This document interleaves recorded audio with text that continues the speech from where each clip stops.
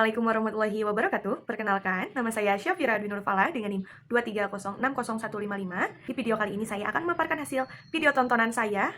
Tontonan apa? Pewayangan untuk memenuhi tugas mata kuliah pendidikan kesenian, khususnya di kesenian Sunda, dengan dosen pengampu Bapak Fadli Pratama.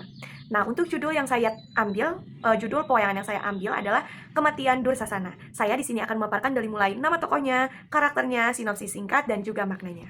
Nah, kali ini saya akan memaparkan dari mulai siapa aja tokohnya dan bagaimana karakternya. Nah, dari yang pertama ada Dursasana. Dursasana atau Dusasana. Dia itu adalah anggota Korawa, saudara dari Duryodhana, dan juga perannya itu antagonis. Gimana karakternya? Karakternya itu dia sombong, kejam, suka menghina dan merendahkan orang lain. Khususnya itu kepada Drupadi. Drupadi itu siapa? Nanti aku bakal jelasin. Lalu ada tokoh yang kedua, ada Bima atau Werkudara. Nah, Bima ini adalah salah satu anggota Pandawa, saudara Dursasana secara sepupu. Nah, tapi Bima itu sebagai pihak yang mengambil sumpah untuk menuntut keadilan atau balas dendam.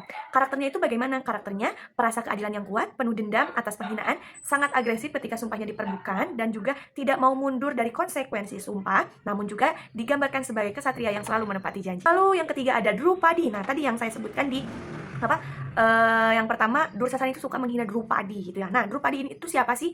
Drupadi atau Dewi Drupadi adalah istri para Pandawa atau korban penghinaan. Drupadi ini tuh sering dipaksa membuka pakaian oleh Dursasana seperti itu. Nah, karakternya itu penuh kehormatan, marah atas penghinaan, memiliki keberanian moral untuk bersumpah dan menuntut pertanggungjawaban.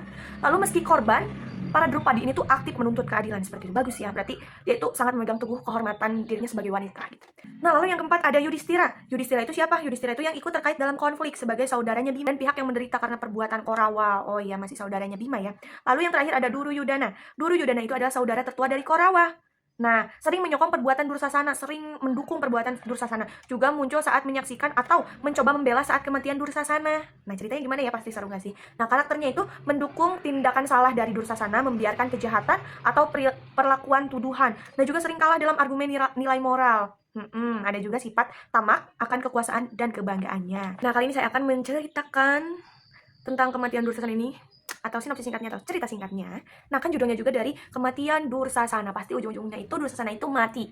Iya, kenapa bisa mati? Karena pemicu utamanya adalah karena Dursasana itu melakukan penghinaan kepada Drupadi. Kenapa? Karena Pandawa ini tuh kalah dalam permainan dadu gitu, sehingga Drupadi ini tuh dijadikan taruhan atau dipertaruhkan. Nah, sehingga Dursasana ini tuh memaksa menyeret Drupadi ke tempat umum yang terbuka dan memaksa Drupadi untuk membuka pakaiannya. Tetapi Drupadi ini tuh menolak secara keras dan juga dia berdoa, dan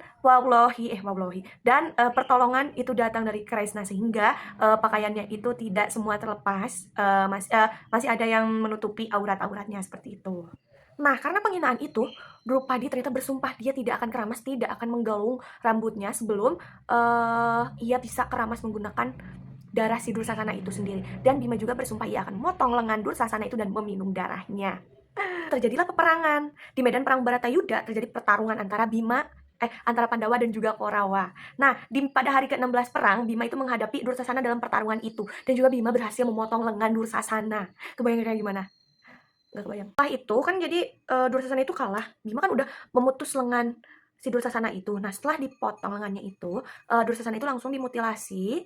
Si darahnya digunakan Drupadi untuk keramas, dan juga Bima itu meminum darah si Dursasana ini untuk memenuhi sumpahnya. Tapi di dalam pewayangan itu memperkaya detail. Nah, misalnya dengan adegan melarikan diri, si Dursasana itu melarikan diri gitu ya. Lalu ejekan terhadap Dursasana, bahkan upaya Duryudana juga ada nih, menawarkan perdamaian agar Dursasana itu diampuni. Tetapi akhirnya Bima itu tetap kekeh melaksanakan sumpahnya, yaitu dengan memutus lengannya, kan udah dimutilasi tuh. Dia minum darah si Dursasana itu sama si Bima, lalu Drupadi juga keramas darah dan untuk memenuhi sumpah atas penghinaan yang telah dilakukan Dursasana kepada Drupadi itu sendiri. Untuk sinopsis singkatnya atau cerita singkatnya, kali ini saya akan memaparkan maknanya. Apa sih maknanya dari cerita pewayangan kematian Dursasana ini?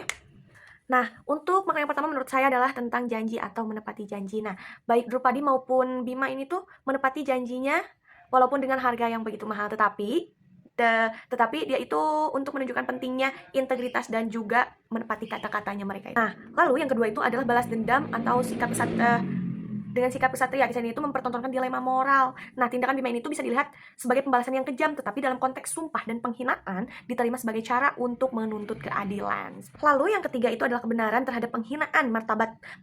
Martabat itu lebih penting daripada hidupnya mana.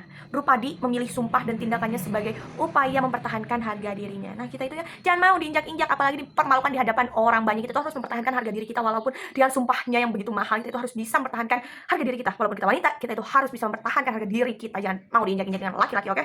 Nah, lalu yang selanjutnya itu adalah keadilan dan akibat dari kejahatan penghinaan terhadap martabat manusia. Nah, memiliki konsekuensi yang berat. Kesalahan besar tidak bisa diabaikan, akan ada pembalasannya. Maka dari itu kita itu tidak boleh memperlakukan buruk seseorang, apalagi manusia ya. Kita itu kan sesama manusia, itu kita itu nggak boleh. Kita itu harus memiliki ikatan baik, hubungan yang baik antar manusia itu. Nah, gimana menurut teman-teman? Apakah ceritanya seru? Kalau kurang seru lebih baik kalian tonton sendiri ya videonya, video pewayangan tentang kematian Dursasana. Dan mungkin sekian yang bisa saya paparkan melewati video kali ini. Semoga bisa bermanfaat bagi teman-teman semua ya, dan bisa menerapkan makna-makna baiknya, nilai-nilai baiknya, baik untuk diri sendiri ataupun kepada orang lain. Cukup sekian video yang dapat cukup sekian yang dapat saya sampaikan. Jika ada kesalahan kata atau ketidaknyamanan muka, perilaku, kata-kata, mohon maaf. Udah, wassalamualaikum warahmatullahi wabarakatuh.